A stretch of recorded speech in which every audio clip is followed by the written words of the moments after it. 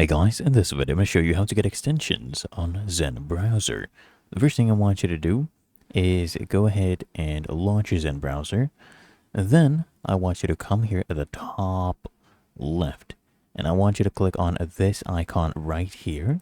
Once you click on this, this is the pop-up that comes up, and from here under extensions you can click on this plus icon to go ahead and get redirected to the extension store. So as you can see right here, this is the Firefox browser add-ons, and you can go ahead and get any of these extensions you want. You can search it up, of course, as well. You just come here, click on find add-ons, you search it up.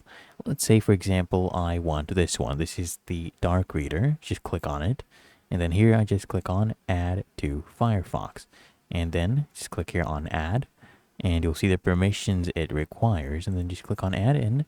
The extension will be added. You can just click here on OK. As you can see, it has been added to our browser. And you can also just come here to manage the different extensions. You can go ahead and change the site filters and any of these as well. And of course, if you want, you can remove them at any time just by clicking on manage. Really that easy. If you found this helpful, make sure you smash that like button, subscribe to Quick Fix.